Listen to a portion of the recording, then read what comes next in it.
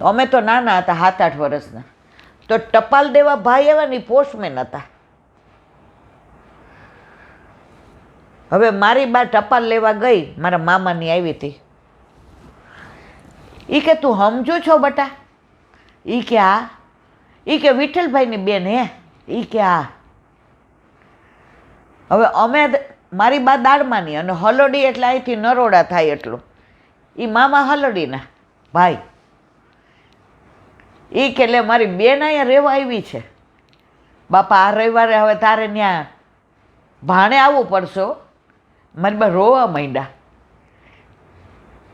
ગામની બેન એ હગી બેન, અને મારી બા જીવીને મામા જીવે ને ત્યાં સુધી કોઈ દિવસ રક્ષાબંધને મારા મામાએ મારી બા રાખડી ન બાંધે ત્યાં સુધી મારા મામા પાણી ન નાખે મોઢામાં.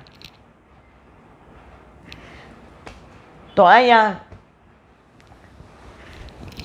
ઝાંપીજી કરીને મોટા કાકાને ત્યાં પધરાવી. જ્યારે જઈને જલ હતું, બધા વૈષ્ણવને કીધું, મને તુલસીજીને યમનાષ્ટક બોલો. ચોકો કરીને નીચે સૂતા, ચૂંદડી. અત્યાર સુધી એ સફેદ સાડી ને સફેદ ચણિયો અને સફેદ બ્લાઉઝ જ પહેરતા હતા. માથે ઓઢવાનું ને જેમ વિધવા રહીએ ને ઓલા પ્રેમ રોગમાં એમ રહેતા હતા. કોઈ દી પોતાનું મોઢું કોઈ ન બતાવે. પહેલાંના જમાનામાં વિધવાનું મોઢું જોવે કે અપશુકન થયા. જે પરણ્યા હતા ને જે ઘરચોળું ને પાનેતર ને હતું એ હાંચવીને એણે બેગમાં રાખ્યું હતું. એ પોતે પહેરી અને સૂતા. સેથી બેથી ડામણી બામણી. હું તો ઠાકોરની પટરાણી છું. હું ક્યાં વિધવા છું, હું તો સુહાગણ છું. યમનાષ્ટક પૂરું થયું. મારા વલ્લભ આવ્યા છે. બધાને જાજા કરીને જય શ્રી કૃષ્ણ. સૌથી વધુ ભાઈ અને ભાભી. અને આજની તારીખમાં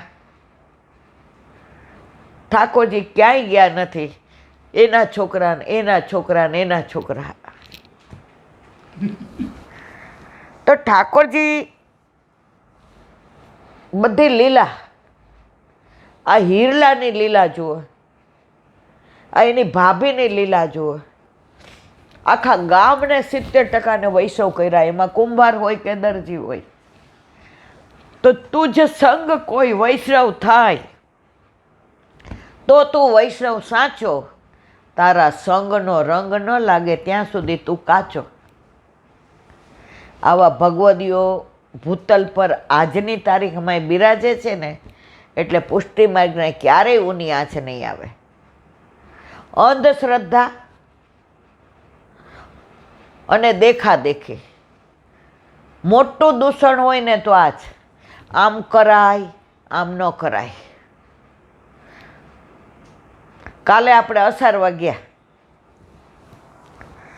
એક બેન માણાવદરથી મળવા આવ્યા. હવે એણે જે વાત કરીને આપણે હજી આમ એમ થાય આવું. એની બેનપણી હાથ આમ આંગળા વળેલા, પગના આંગળા વળેલા, બાથરૂમની કોથળી લટકાવવાની, એવી એની જિંદગી. બ્રહ્મ સંબંધી જીવ. હવે રોજ 3 વર્ષથી સત્સંગ સાંભળે. એ કે હારું મારે કેવી રીતે ઠાકોરજી પુષ્ટ કરાવવા? આ પેશાબની કોથળી, આ મારા હાથ પગ, મારે એમને જતું રહેવાનું. એટલે એણે આ બેનને કંઈક ફોન કર્યો. ડૉક્ટરને બતાવવા ગયા. એ કે સારું હોય એવું લાગે છે, ટ્રાય કરો. કોથળી કાઢી. મહિનો થયો. ડૉક્ટર કે ખૂબ સારું છે, હવે તમારે ચિંતા નથી. હવે એણે ટ્રાય કરી કે મારા હાથેથી ને દૂધ ગરમ થાય છે, મારા હાથેથી ને હું મેવો, કારણ કે લગ્ન કર્યા નથી, એકલા રહે છે, મારા હાથેથી સમાણી પકડાય છે, મેવો સિદ્ધ થાય છે. એ બેન કે હમણાં એણે ઠાકોરજી પુષ્ટ કરાવ્યા અને જે પ્રેમથી કરી દીધા. જે વ્યક્તિ પલંગમાંથી ઊભી નહોતી થતી, ઠાકોરજીને દૂધ, મિશ્રી, મેવો, સામગ્રી તો હવે એનાથી, અને સેવા કરે છે. તો કે ખાસ તમને ભગવત સ્મરણ કીધા છે. મેં જો ગુસાઈજી સામે બેઠા છે ને, જેને વિઠ્ઠલ નાથ વિચારે રે, એને પ્રગટ પદાર્થ ચારે રે. જે જીવ એનો છે એના પર પ્રભુ કૃપા કરે જ કરે જ કરે જ, એમાં કોઈ શંકાને સ્થાન નથી.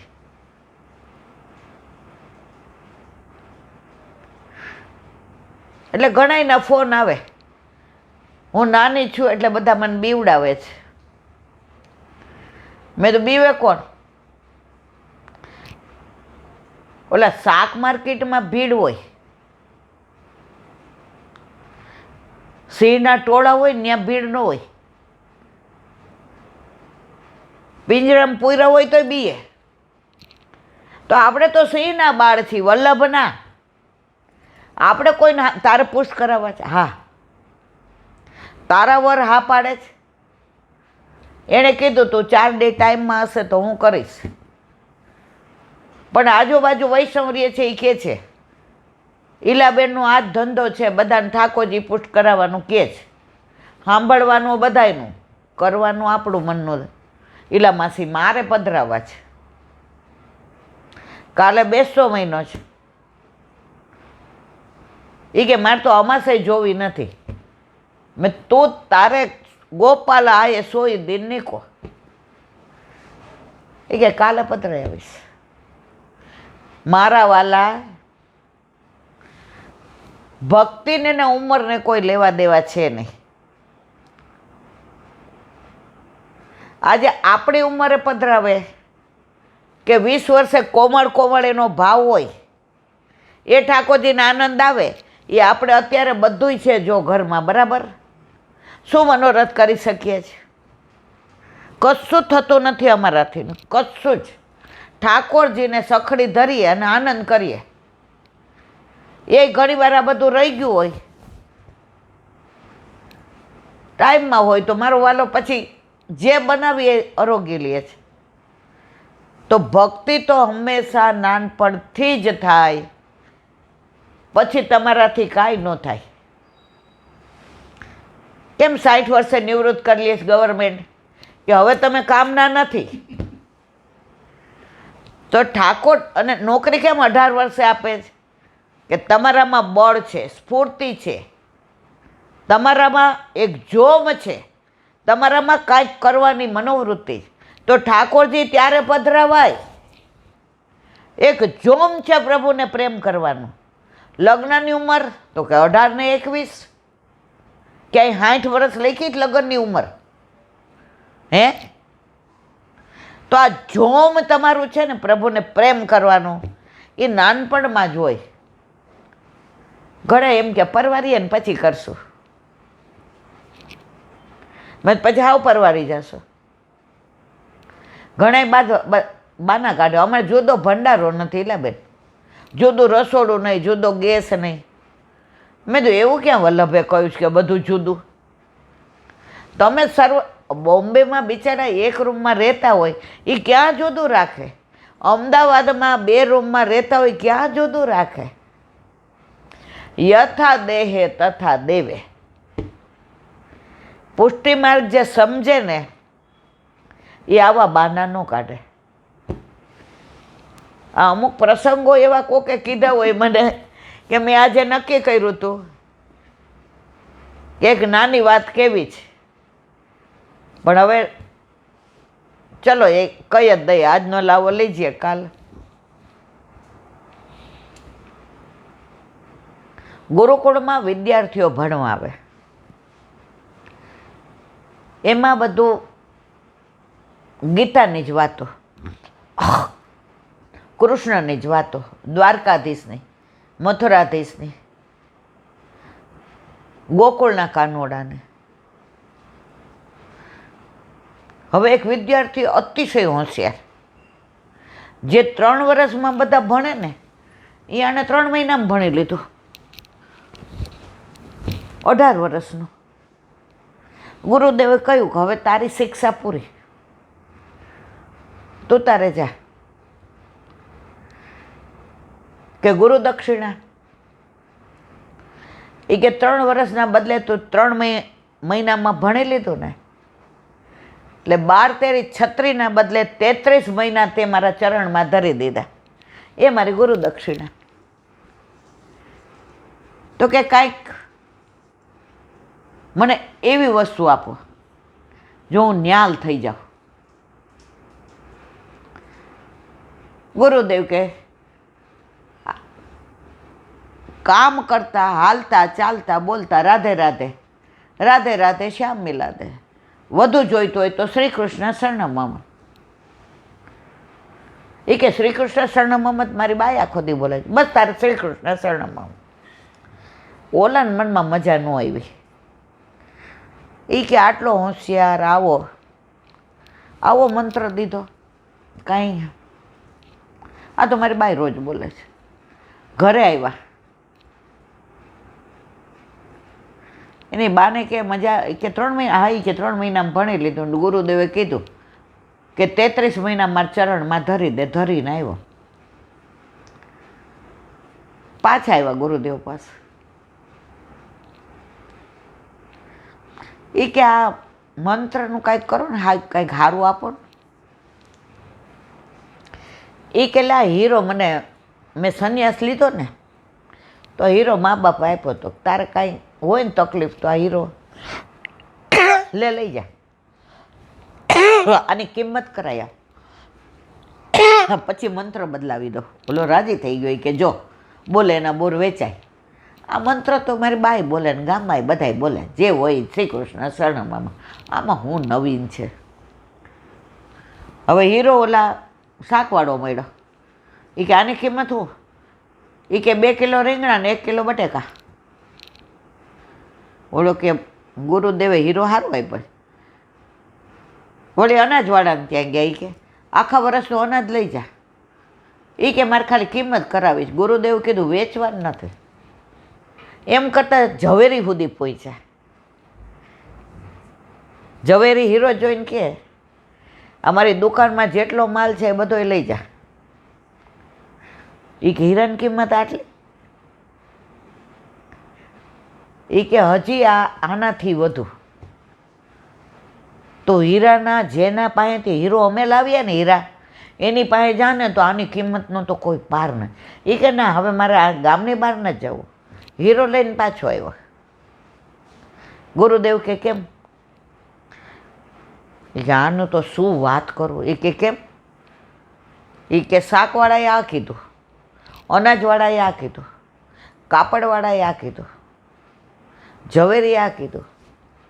એ કે ભાઈ સાચું મૂલ કોણે કર્યું? એ કે ઝવેરીએ.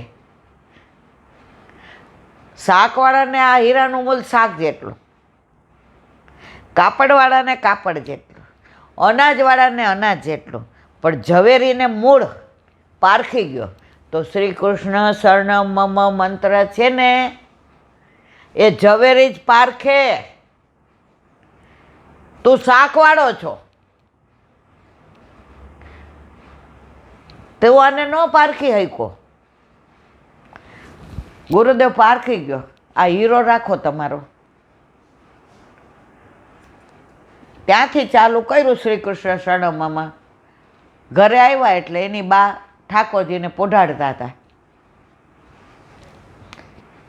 કાલથી ને જગાડીશ ને પોઢાડીશ હું. એને બાપાને કરિયાણાની દુકાન હતી. એ કે જગાડવાનું તારે. હવે તારા બાપા દુકાને બપોરે મોડા આવશે, પોઢાડશે તારા બાપા.